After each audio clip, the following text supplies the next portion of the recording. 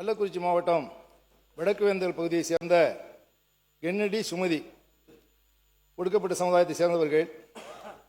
அவரும் ஆசிரியராக பணியாற்றுகிறார். அவருடைய மகன் 19 வயதே ஆன பொறியியல் கல்லூரி மாணவர் அமுதன் 20 பேர் கொண்ட கும்பலால் தாக்கப்பட்டு கொலை செய்யப்பட்டது தொடர்பாக இந்த அவையின் கவனத்திற்கு அனைத்து இந்திய அண்ணா திராவிட முன்னேற்ற கழகத்தின் சார்பில் எடப்பாடியோடு சில கருத்துக்களை முன்வைக்க விழைகிறேன். இந்த கொடுமையான கொலை சம்பவம் குறித்து அமுதன் தாயார் மற்றும் தந்தை ஆகியோர் கூறுகையில், எனது மகன் அமுதன் கோவை இந்துஸ்தான் பொறியியல் கல்லூரியில் விடுதியில் தங்கி 3ஆம் ஆண்டு பொறியியல் படித்து வருகின்ற நிலையில் அந்த விடுதியில் சில மாணவர்கள் கஞ்சா உள்ளிட்ட போதைப் பொருட்களை பயன்படுத்துவதாகவும் அவர்கள் அதை விற்பனை செய்வதாகவும் நிர்வாகத்திடமும் காவல்துறையினரிடமும் புகாரை தெரிவிக்கிறார்கள்.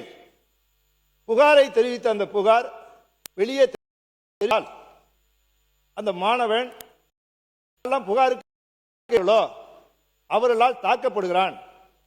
தாக்கப்பட்டதற்கு பின்னால் நிர்வாகம் அந்த மாணவனை அழைத்து, நீங்க ஹாஸ்டல்ல வேண்டாம், வெளியில போய் தங்கிக் கொள்ளுங்க.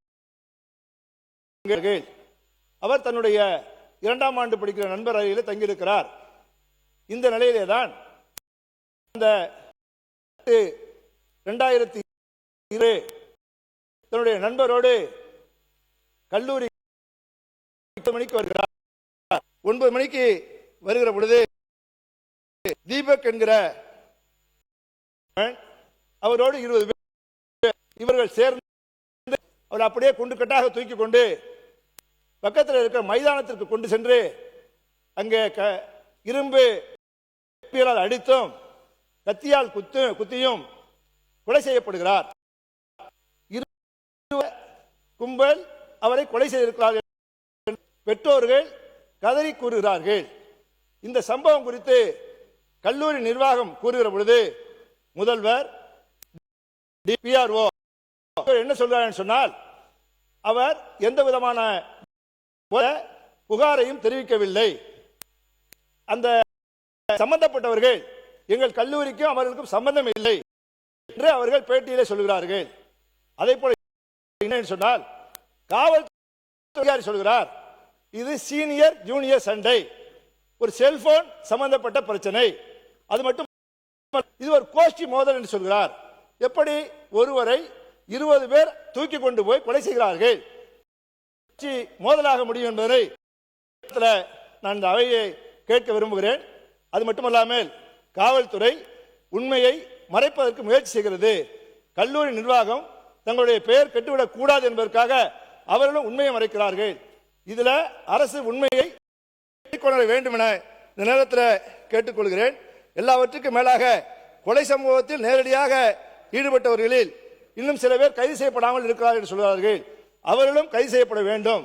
சட்டத்தின் முன்னால் உரிய நடவடிக்கையை இந்த அரசு தீவிரமாக செய்து எடுத்துட வேண்டும் என வேண்டுகோள் வைக்கிறேன்.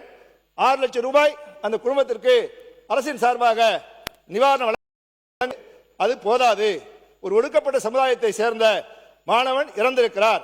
எனவே அவர்களுக்கு அந்த குடும்பத்திற்கு 25 லட்சம் ரூபாய் நிவாரணம் வழங்கிட வேண்டும் என்பதனையும் இந்த அவையில நான் வலியுறுத்தி கேட்டுக்கொள்கிறேன். அது மட்டுமல்லாமல் திருவொற்றியூர்ல தனுஷ் என்கிற பள்ளி மாணவன் கொலை செய்யப்பட்டிருக்கான். அதற்கும் அந்த பகுதியில் உளவிய இந்த சொல்கிறார்கள். எனவே மாண்புமிகு எங்களுடைய முன்னாள் முதலமைச்சர் கழகத்துடைய பொதுச்செயலாளர் எடப்பாடியார் அவர்கள் அவ்வப்பொழுது குறிப்பிடுவதைப் போல பள்ளிகளிலும் கல்லூரிகளிலும் எந்த காரணத்தை கொண்டும் போதைப் பொருட்கள் இருக்கக்கூடாது, அதை இரும்பு கரம் கொண்டு ஒடுக்க வேண்டும் என்று சொல்லிக் கொண்டிருக்கிறார்கள். அந்த அடிப்படையில் அது பள்ளிகளாக இருந்தாலும் கல்லூரிகளாக இருந்தாலும் எல்லா இடங்களும் போதைப் பொருள் புழக்கத்தை உடனடியாக இந்த அரசு கட்டுப்படுத்த வேண்டும். பெற்றோர்கள் இன்றைக்கு பயத்தில் பீதியில் இருக்கிறார்கள். அதே போல அந்த மாணவனுக்கு அளித்ததை போல அவருக்கு வீட்டுக்கு வேலை, ஒரு வீட்டில் ஒருவருக்கு வேலை, அதே போல வீட்டுமனை பட்டா கொடுத்திருக்கிறார்கள். அதே போல திருவொற்றியூர் மாணவன் தனுஷுக்கும் வழங்கிட வேண்டும் என இந்த அவையை வலியுறுத்தி கவனத்திற்கு கொண்டு வந்து அமர்கிறேன். வணக்கம். மாண்புமிகு உறுப்பினர் முனைவர் கணேஷ்குமார் அவர்கள் சுருக்கமாக